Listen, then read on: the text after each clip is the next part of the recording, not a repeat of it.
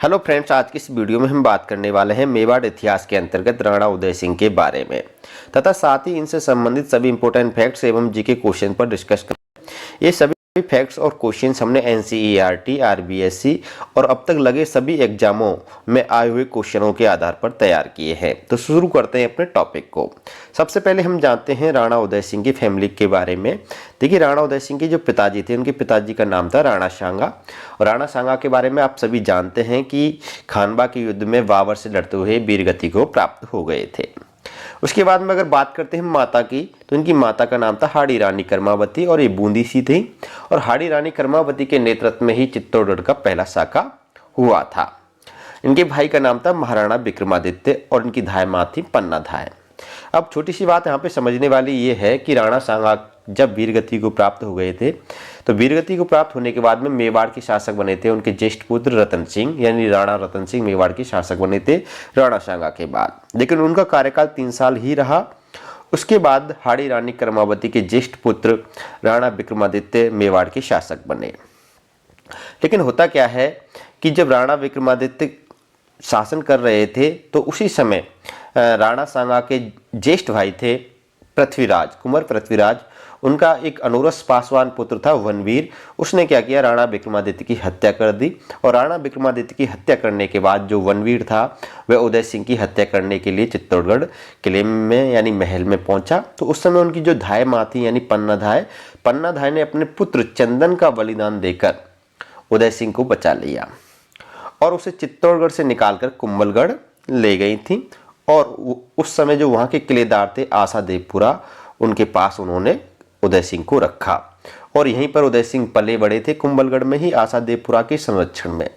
ये बात याद रखनी है। उसके बाद में जब उदय सिंह बड़े हो गए तो उनको सभी लोगों के सामने लाया गया और बताया गया कि मेवाड़ के असली उत्तराधिकारी यही है, ये महाराणा उदय सिंह है। उसके बाद में मेवाड़ के सरदारों ने उनका राज्याभिषेक किया और उन्हें मेवाड़ का शासक घोषित किया।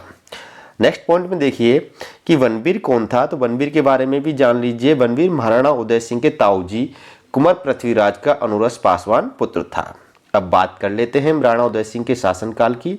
देखिए, राणा उदय सिंह का जो शासनकाल है वो 1540 से लेकर 1572 ईस्वी है।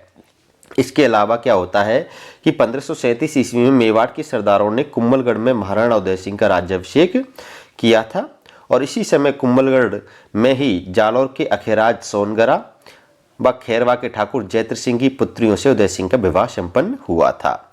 इस प्रकार उदय सिंह 1540 ईस्वी में अपने पैतृक राज्य मेवाड़ के शासक बने थे। ये पूरी कहानी है मेवाड़ के महाराणा उदय सिंह के शासक बनने की। ठीक है, यहाँ तक बात समझ में आपको आ गई होगी। बात करते हैं नेक्स्ट पॉइंट में। अगला पॉइंट है हमारा कि मावली का युद्ध किनके मध्य हुआ था। 1540 ईस्वी में हुआ था। तो ये युद्ध हुआ था राणा उदय सिंह व बनवीर के मध्य हुआ था। इसमें बनवीर की पराजय हुई थी और बनवीर की पराजय होने के बाद में राणा उदय सिंह अपने पैतृक गांव यानी मेवाड़ के शासक बने थे। ठीक है, इस युद्ध में क्या होता है कि जोधपुर की जो शासक होते हैं मालदेव, यानी मालदेव उदय सिंह का साथ देते हैं और उदय सिंह इस युद्ध में क्या हो जाता है, विजयी हो जाता है। तो ये बात आपको याद रखनी है कि राणा उदय सिंह किसके सहयोग से मेवाड़ के शासक बने थे, मालदेव के सहयोग से। मालदेव ने इस युद्ध में राणा उदय सिंह का साथ दिया था। ये पॉइंट सबसे इंपॉर्टेंट है, आपको याद रखनी है। क्वेश्चन आया है, ये एग्जाम्स में पूछा भी गया है। नेक्स्ट पॉइंट देखिए, नेक्स्ट क्वेश्चन देखिएगा कि मारवाड़ के किस राठौड़ शासक ने कुंभलगढ़ में छिपे उदय सिंह को मेवाड़ का शासक बनाने में महत्वपूर्ण भूमिका निभाई थी। तो इसका सही आंसर है राम मालदेव ने। ठीक है, अभी मैंने बता दिया जोधपुर के शासक है राम मालदेव। इन्होंने उदय सिंह को मेवाड़ का शासक बनाने में काफी महत्वपूर्ण भूमिका निभाई थी। बात करते हैं नेक्स्ट क्वेश्चन की। अगला क्वेश्चन है हमारा कि 24 जनवरी 1557 ईस्वी में हरमाड़ा का युद्ध किनके मध्य हुआ था। इसका सही आंसर है राणा उदय सिंह व हाजी खां पठान के मध्य युद्ध हुआ था, हरमाड़ा का युद्ध। राणा उदय सिंह इस युद्ध में पराजय हुई थी राणा उदय सिंह की। कारण क्या था, क्योंकि इस युद्ध में जोधपुर के जो मालदेव थे जिन्होंने इनको मेवाड़ के शासक बनने में मदद की थी, उन्हीं मालदेव ने यानी जोधपुर शासक मालदेव ने हाजी खां पठान का साथ दिया था, ना कि उदय सिंह का। और जो यह युद्ध है, यह युद्ध रंग राय नामक महिला के लिए हुआ था जो हाजी खां पठान के पास थी। ये पॉइंट भी आपको याद रखने हैं। नेक्स्ट क्वेश्चन देखिएगा कि जोधपुर के मालदीव व राणा उदय सिंह के मध्य किस रानी को लेकर वैमनस्यता हो गई थी? तो इसका सही आंसर है झाली रानी को लेकर। नेक्स्ट अगला क्वेश्चन है कि राणा उदय सिंह ने उदयपुर शहर की स्थापना कब की थी? तो इसका सही आंसर है 1559 ईस्वी में उदयपुर शहर की स्थापना की थी राणा उदय सिंह ने। इसके अलावा नेक्स्ट क्वेश्चन है हमारा कि राणा उदय सिंह ने उदयपुर में उदय सागर झील की नींव कब डाली थी? इसका भी सही आंसर होगा 1559 ईस्वी में ही उदय सागर झील की नींव डाली थी और इसका जो निर्माण कार्य है वो 1565 ईस्वी में पूर्ण हुआ था उदय सागर झील का। नेक्स्ट क्वेश्चन से देखिएगा कि उदयपुर के मोती मगरी के सुंदर महलों का निर्माण किस शासक ने करवाया था? तो इसका सही आंसर हो जाएगा राणा उदय सिंह ने।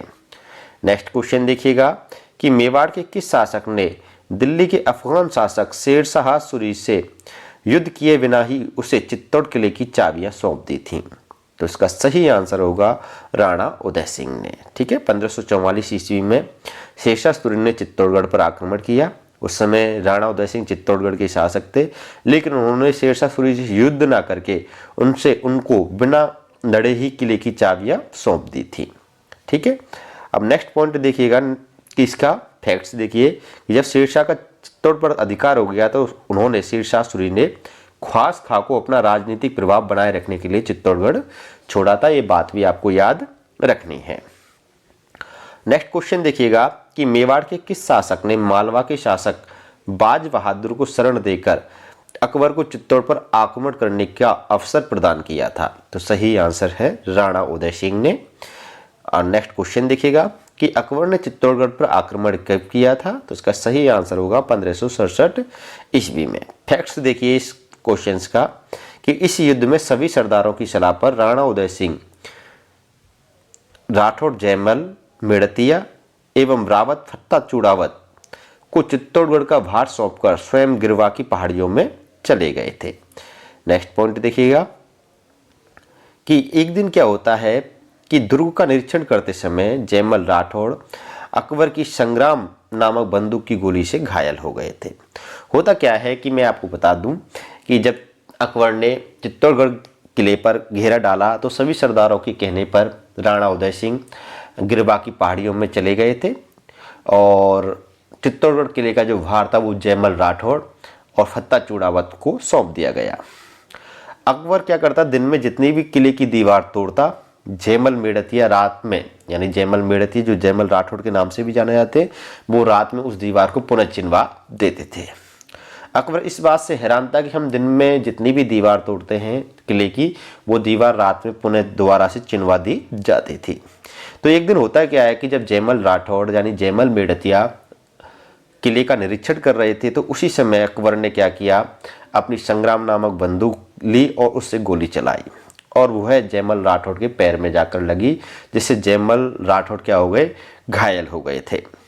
जयमल राठौड़ को उसके भाई कल्ला राठौड़ ने अपने कंधे पर बिठाकर युद्ध किया था, इसलिए कल्ला राठौड़ को 4 हाथ वाले लोक देवता के रूप में पूजा जाता है।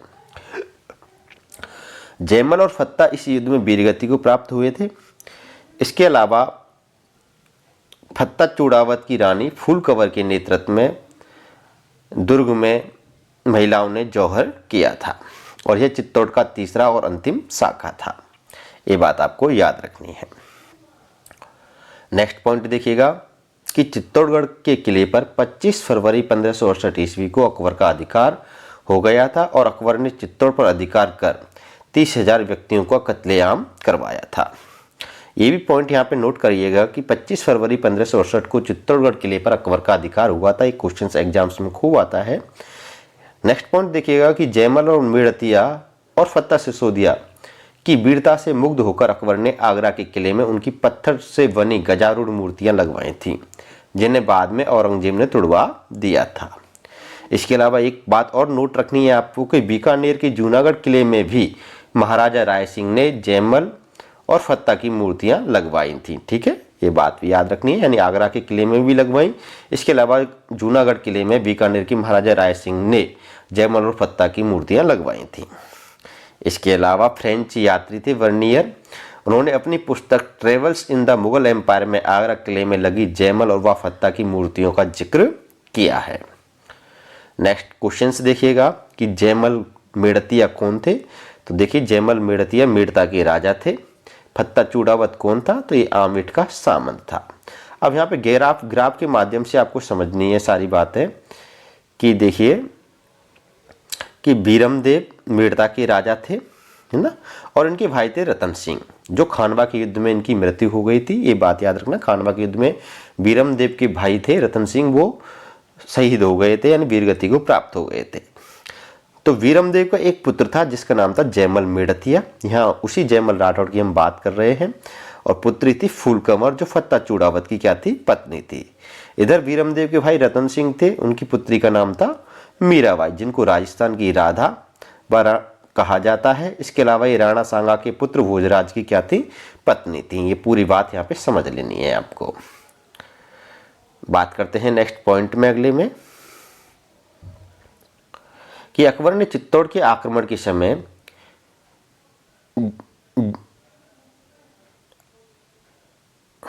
नेक्स्ट देखिए समझिए कि अकबर ने चित्तौड़ आक्रमण के समय राणा उदय सिंह का, यहाँ पे थोड़ा सा एक्स्ट्रा टाइप हो गया है, राणा उदय सिंह का पीछा करने के लिए एक दल भेजा, जिसका नेता कौन था? तो इसका सही आंसर है हुसैन कुली खां।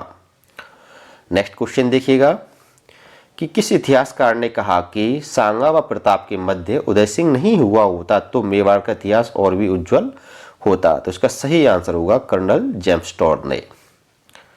नेक्स्ट क्वेश्चन देखिएगा कि चित्तौड़ पर अधिकार कर लेने के बाद अकबर ने कौन सा सिक्का चलवाया था? तो इसका सही आंसर है एलची सिक्का चलवाया था। नेक्स्ट अगला क्वेश्चन है कि महाराणा उदय सिंह की मृत्यु किस त्योहार के दिन हुई थी? तो इसका सही आंसर होगा होली के दिन हुई थी। देखिए 28 फरवरी 1572 ईस्वी को गोगुंदा में इनकी मृत्यु हुई थी, और गोगुंदा में ही इनकी क्या है? छतरी बनी हुई है महाराणा उदय सिंह की, और होली के दिन इनकी मृत्यु हुई थी। नेक्स्ट क्वेश्चन देखिएगा कि किसके शासनकाल में बागड़ को 2 भागों में बांट दिया गया था? तो इसका सही आंसर होगा राणा उदय सिंह के शासनकाल में। ये थे दोस्तों आज की इस वीडियो के हमारे सारे फैक्ट्स एवं क्वेश्चंस पसंद आए हो तो वीडियो को लाइक करिएगा, शेयर करिएगा। आप हमारे चैनल पर नए हो, चैनल को सब्सक्राइब अवश्य करिएगा, क्योंकि ऐसे कंटेंट हम आपके लिए लाते रहते हैं। फिर मिलेंगे नेक्स्ट अगली वीडियो में, तब तक के लिए अलविदा, बाय बाय।